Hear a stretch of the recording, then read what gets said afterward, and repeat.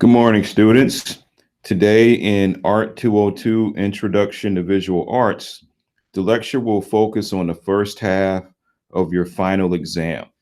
So today the final exam will highlight the work of four of the artists whom we've covered. The final exam will be worth 200 points. Hey, how are you, Rodney? Hello. Hey, how are you? Okay, so do you see my share screen? Is that on yet? No. Okay, so I'm discussing what's going to happen with the test. So today is the first half of your final exam lecture prep for the final exam. We're going to cover the works of four artists whom we've already viewed through the homeworks and other assignments. So the first two artists we're going to cover today are Benny Andrews and Wangechi Mutu.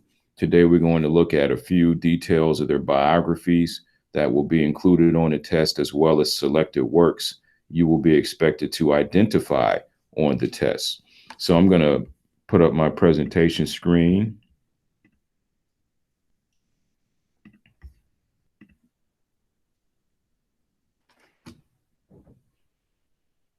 All right. And we're going to start with Benny Andrews.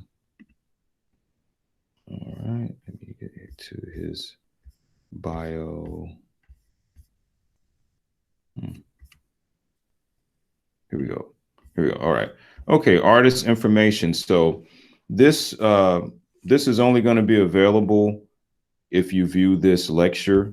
I'm not posting this in your files on Canvas as notes. So this covers Benny Andrews' history, and it also has important pivotal moments. What you will be expected to know will be the first thing we're going to deal with is this first paragraph. Benny Andrews was born in 1930 and died in 2006.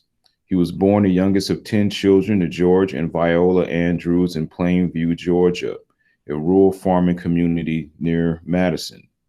For the first 13 years of Benny's life, his family lived and worked on land owned by the Orr family, which had built his fortune on the labor of slaves before the Civil War. So he was essentially the son of a sharecropper. Mm-hmm. Okay. As many historians have pointed out, Andrews' family history reflects the contradictions regarding race relations in the United States. His paternal great grandfather, William Jackson Orr, had been an officer in the Confederate Army, and his paternal grandfather, James Orr, spent over 50 years in a relationship with Jessie Andrews, Benny's grandmother. Andrews' father, George, worked as a sharecropper on Orr family land. Thus, Andrews was born into a system that closely resembled the system of slavery that had held his ancestors. So you understand his grandfather and his great grandfather were Confederate soldiers and slave owners. Okay. So when we look at Benny Andrews, we see he's very fair complexion, and were it not for the kinkiness of his hair, he could easily be mistaken as being white. Okay, so that first paragraph, what's most important is his date of birth. Okay, he was born, and that he was born in Plainview, Georgia. All right. So this first sentence is very important. Okay, and what also might come up on the test is this part, outlining his paternal grandfather, William Jackson Orr, had been an officer in the Confederate Army. Oops, yikes. Mm-hmm. All right, so now move on to the next paragraph. Despite the brutality of sharecropping, Andrews recalled his childhood as a happy one. Okay, that's very important. That's something that you want to remember as well. In 1935, Jessie convinced James to build the family a two-room wood frame house on Orr land close to her own. Andrews began working in the fields as a young child, but he also attended the Plainview Elementary School, a 1.5-room log cabin built by the Black community in Plainview. Following the footsteps of his father, a self taught artist, Andrews began drawing at the age of 3. By the time he was in elementary school, he had started to create his own comic characters. In 1943, the Andrews family moved to Madison to work on land managed by C.R. Mason. Because education beyond the seventh grade was severely discouraged, Viola Andrews, that's his mom, determined to provide an education for her children, worked out an arrangement with the Mason family that enabled Benny to attend school when it was not possible to work in the fields. Andrews enrolled in Burney Street High School, graduating in 1948. With a small amount of funding from a 4 H club scholarship, Andrews enrolled in Georgia's Fort Valley State College, which is an HBCU. However, his scholarship ran out after 2 years, and Andrews struggled with the lack of opportunities to study art. He left Fort Valley and enlisted in the United States Air Force, serving in the Korean War and attaining the rank of staff sergeant before receiving an honorable discharge in 1954. With funding from the GI Bill, Andrews enrolled at the School of the Art Institute of Chicago. In 1958, he completed his Bachelor of Fine Arts degree and moved to New York City. So what's important in this second paragraph, okay, what's most important is his elementary education, okay, and how he had to mix in working in the fields with going to school, okay. Andrews began working in the fields as a young child, but he also attended Plainview Elementary School, which is built in a log cabin, okay. And after that, what's important is that Benny attended college using the GI Bill, okay, and enlisted in the Air Force. Well, I'm sorry, he attended college. He couldn't afford to finish college, so he enlisted in the Air Force, got the GI Bill to go to better schools, the Art Institute of Chicago. And once he finished, he moved to New York City. All right, so that's very important. All right. In New York, he lived on Suffolk Street, where he met and befriended other Lower East Side figurative expressionists, including Red Grooms, Bob Thompson, Lester Johnson, and Nam June Pak. He frequented local bars, jazz clubs, and coffee shops, drawing and painting his surroundings. By the 1960s, Andrews had mastered his rough collage technique, explaining, "I started working with collage because I found oil paint so sophisticated, and I didn't want to lose my sense of rawness." So that is the most important part of this paragraph, his sense of rawness. And as we review his work, we'll get a sense of what he's talking about. So you see, he didn't want to oil paint because he didn't want to appear too sophisticated. In 1962, Bella Fishko invited him to become a member of Forum Gallery, which held its first New York solo exhibition. Additional solo exhibitions at the gallery followed in 1964 and 1966.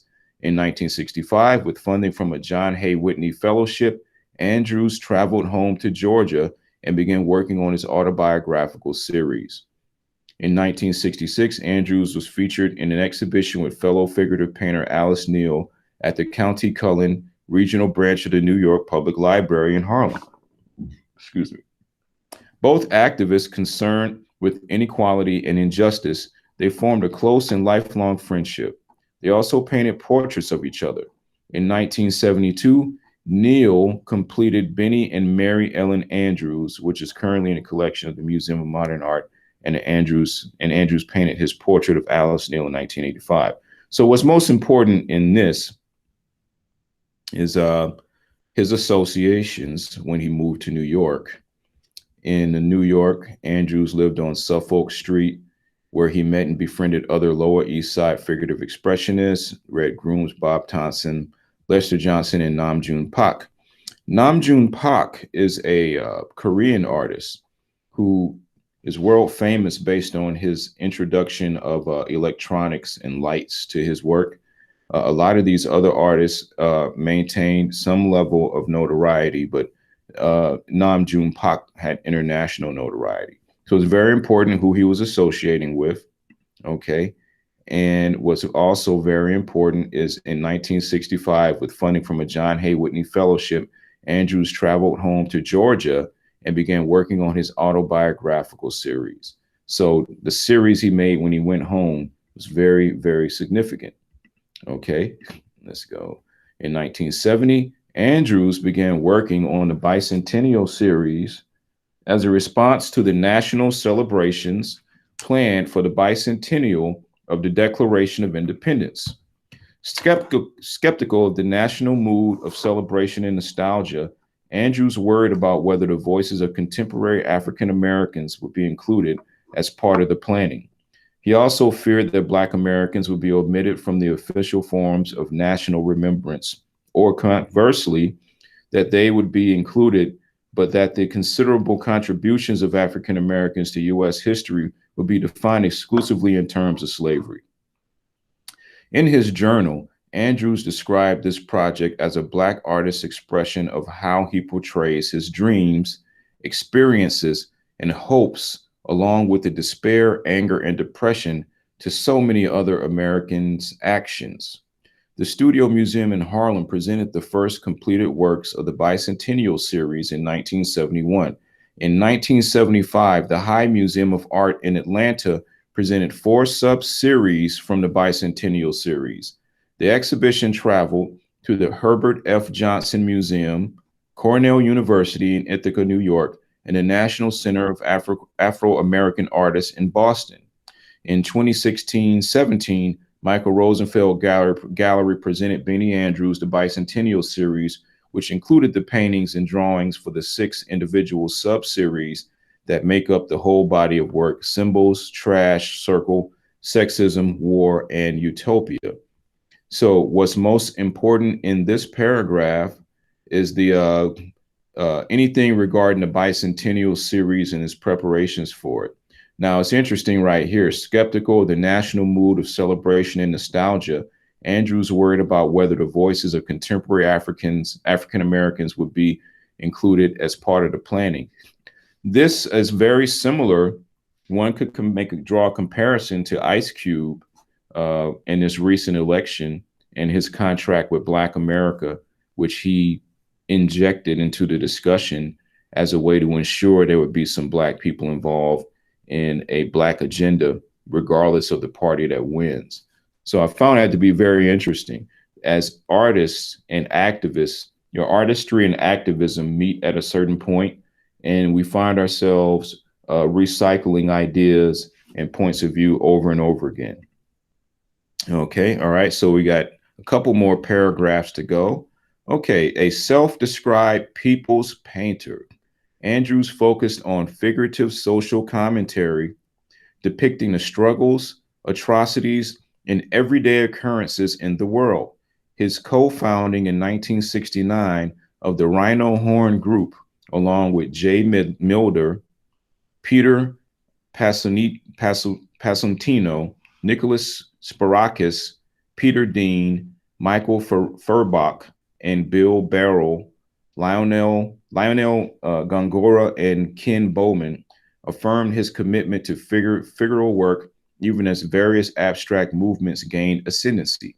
However, in his mind, art was no substitute for action. To that end, Andrews also embarked on a long career as an educator, activist, and advocate. In 1968, he began teaching at Queens College, City University of New York, where he was part of the college's Search for Education, Elevation, and Knowledge program, designed to help its school students from underserved areas prepare for college. In 1969, he became a founding member of the Black Emergency Cultural Coalition, or BEC, which formed coalitions with other artist groups, protested the exclusion of women and men of color from institutional and historical canons, advocated for greater representation of Black artists, curators, and intellectuals within major museums, and facilitated art education. So this BEC group, this is the most significant part of this paragraph. All right. In 1971, the art classes Andrew had been teaching at the Manhattan Detention Complex, the Tombs, became the cornerstone of a major prison art program initiated under the auspices of the BEC, that expanded across the country. All right. So this is very important. The anything involving the Beck in this paragraph could potentially be on the final exam. Okay. All right. Okay. Andrews began his final major series in 2004, titled The Migrant Series. He intended to represent 3 moments of mass displacement in U.S. history. Between 2004 and 2006, he took 3 separate trips for this series, following the routes taken by Dust Bowl migrants during the Great Depression along the path of Cherokee people forced marched from their Mississippi homeland in 1838 on what's become known as the Trail of Tears, and to New Orleans and the Gulf Coast to study areas devastated by flooding in the wake of Katrina. He completed the Trail of Tears in 2005 before dying of cancer the following year. So this entire paragraph is highly relevant, especially being located in New Orleans. All right. Okay, and so that's the most that you're going to be responsible for Benny Andrews. So let's take a look at the works of art that you will be responsible for as well.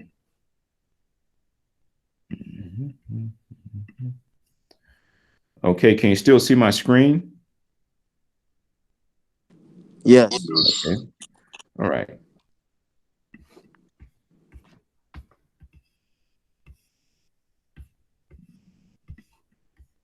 Just 1 second. These little mouse pads have a lot of problems. Okay. Let's see. Okay, so I'm going to enlarge this piece. I'm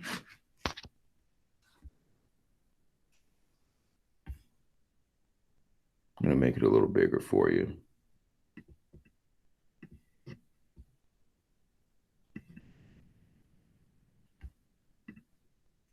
Okay, this piece is entitled, Did the Bear Sit Under the Tree? Did the bear sit under the tree? So it's a little interpolation there because it is a image from the internet. But what we have is very clear. You have a black man with his fist balled up in a fighting stance, and he is juxtaposed against the flag of the United States. Very straight up piece. Very relevant towards today, too. Would you say so? Yeah. Yeah, and that's something we're dealing with the same issues that he was dealing with. All right. So that piece is once again is entitled, Did the Bear Sit Under the Tree? You will be responsible for knowing the titles of these pieces. The way it's going to appear, you'll see the image, and then you have a multiple choice bank of answers, potential answers. Okay, so all right. Okay, this piece is called Down the Road. Let me expand this so you can get a better look at it.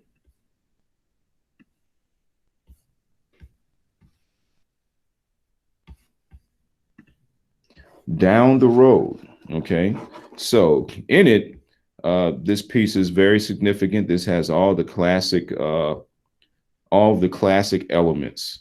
You have an implied line in the form of these electrical posts or telephone posts. You have a horizon line that moves from one part of the composition to the next.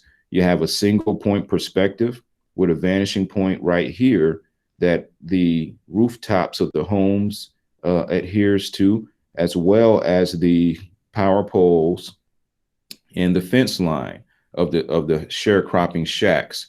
So this is clearly a Black woman in the South, very early South, and these little quarters are, you know, probably sharecropping quarters, but this is a typical Southern lady walking.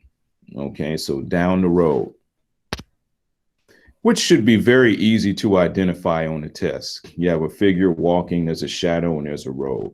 It should be very easy to tell who she is, tell who that is. Okay, now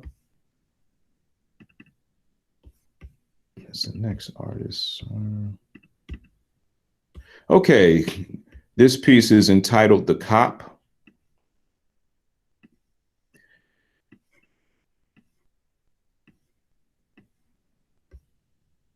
Make this a little bigger for you.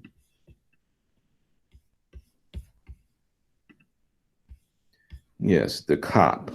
So that's interesting. It's hard to get a sense for his race and ethnicity, but given the amount of peach and pink tones, this is more likely than not a white male.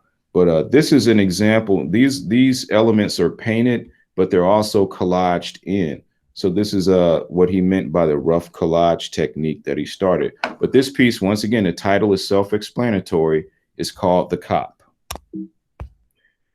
I can't imagine anybody not drawing that reference. Okay, this piece is entitled Oasis. I'm going to make this larger for you to see.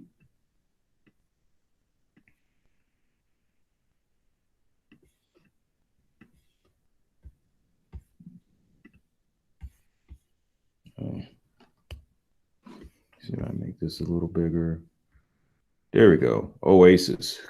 So in this, we have a great deal of collage elements. So the artist, Mr. Andrews, painted the background skyscape.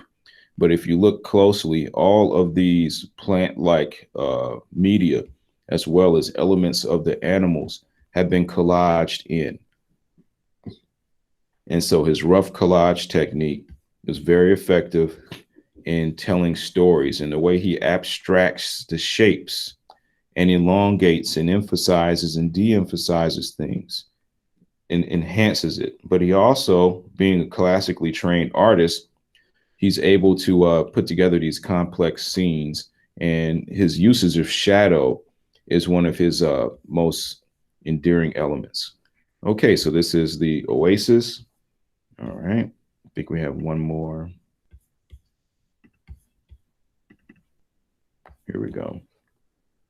This piece is called, let me see. Woman Walking. This piece is entitled Woman Walking. I'm going to enlarge it for you.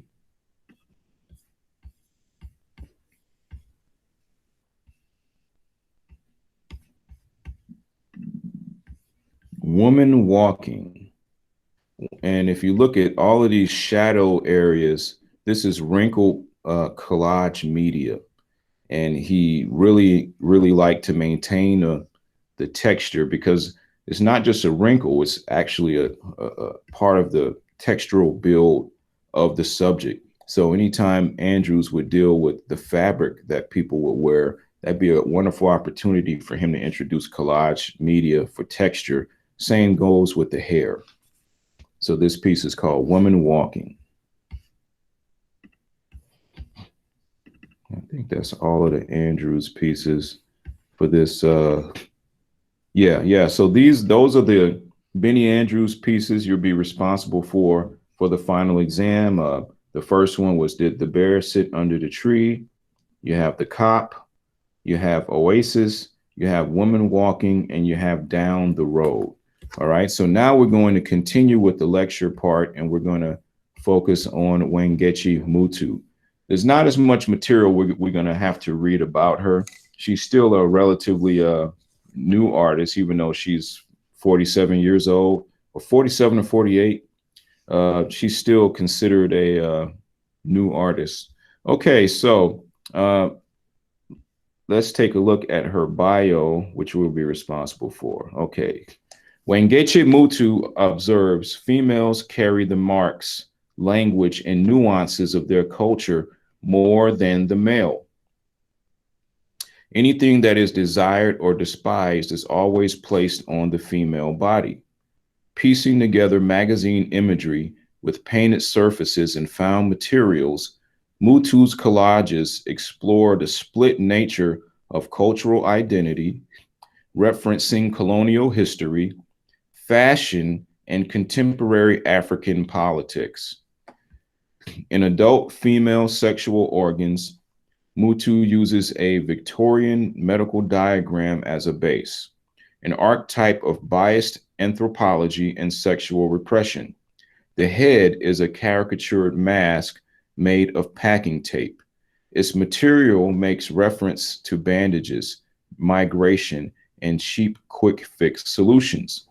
Mutu portrays the inner and outer ideals of self with physical attributes clipped from lifestyle magazines. The woman's face being a racial distortion, her mind occupied by a prototypical white model, drawing from the aesthetics of traditional African crafts. Okay, that's this image right here. I'm going to keep reading. Mutu engages in her own form of storytelling. Her works document the contemporary myth making of endangered cultural heritage. Okay. Endangered cultural heritage. This piece is entitled Female Sexual Organs. And this is a photo of the artist.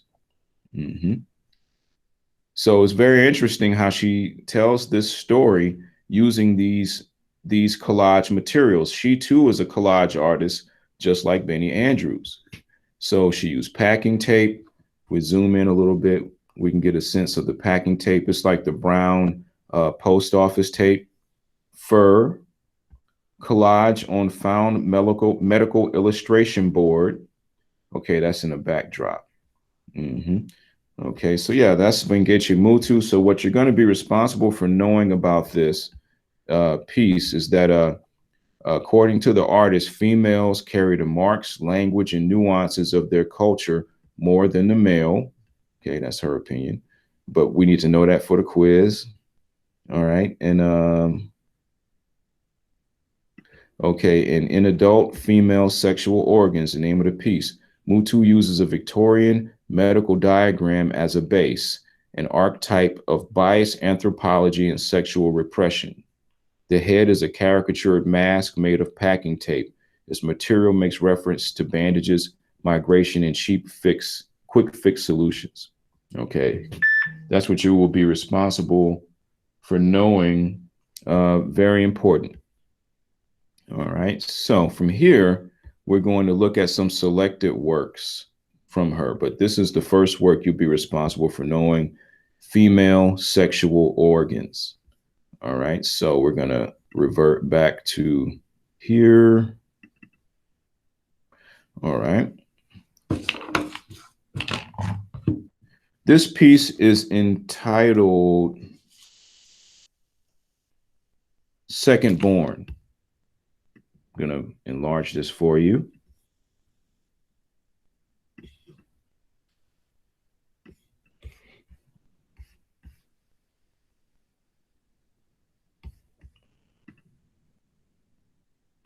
All right. This piece is entitled Second Born. Wengechi Mutu is famous for using these futuristic and primitive hybrid creatures. They're part human, part hyperdimensional. But what it appears to be is a female figure holding a mass that has the fundamental characteristics of a baby. And so that piece is entitled, once again, Second Born.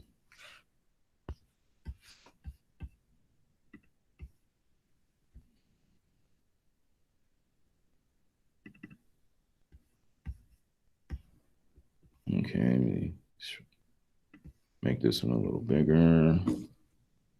This piece is entitled You Were Always on My Mind.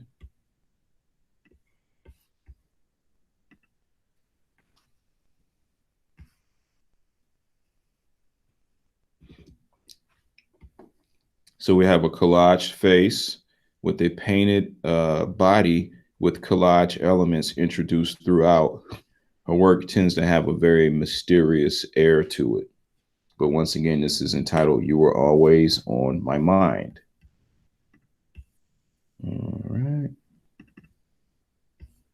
Nope, just did that.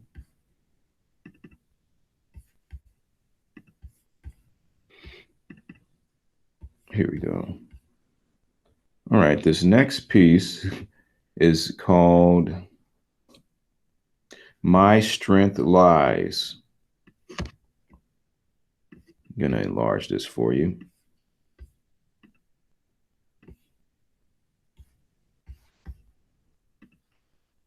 my strength lies. Once again, we have a Africoid female profile with natural elements collaged in representing her hair, and obviously some tension, but we have this very, very mysterious smoky background. That's one of her trademarks. Okay, let's see. Nope, that's the cop. Pardon me for this. I should have put these in separate. I should have took the time to name them. Okay, this piece is called Tumor.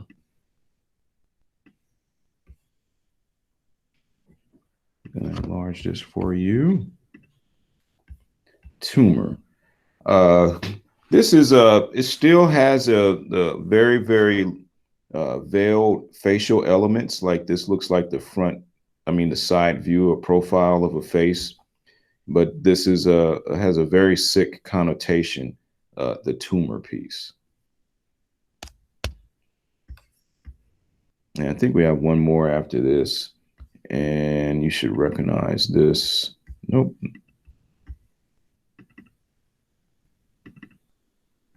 This is a still from the video you did for a homework assignment, The End of Eating Everything.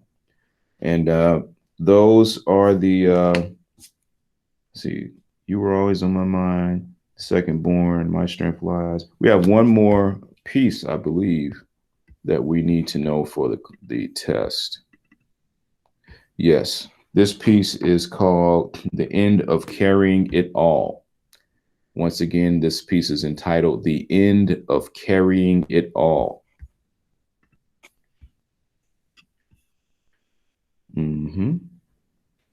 Very beautiful collage and usage of the female form.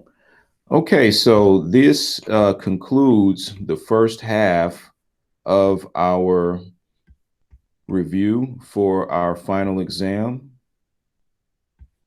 Let me get us back on here. Okay, yeah, this concludes that first half of the review. So the second half will be next Wednesday, and the following week we will have our final exam. So if there are no questions, I bid you all a wonderful day. And this lecture will be posted. This lecture will be posted within 24 hours. I can't always control what the YouTube. I publish them with YouTube, so sometimes the algorithm is very, very busy, very loaded, and what normally takes 10 minutes might take 10 hours. So look for this lecture tomorrow, and be sure to review it, review the images. You will not find these images or the commentary in your notes or in your files. Okay. Okay. All right. So if there are You no said questions. you said we should be able to find it on YouTube, right? Well, no, it's going to be posted in your announcements area, like all the other lectures. Right. Okay. hmm But I have to publish it through YouTube because the file size is too large. So I publish it through YouTube and I leave it for you all to gather as a link. hmm So if there are no questions, I will see you all in a few days. And if you have any questions, feel free to contact me via Canvas. Could I this one last question. hmm Is it possible for you to open up quiz number 1? No, it isn't. All right. Thank you. Okay, unless you have a excuse from academic affairs, I can't open that quiz up. No problem. All right, you have a wonderful day.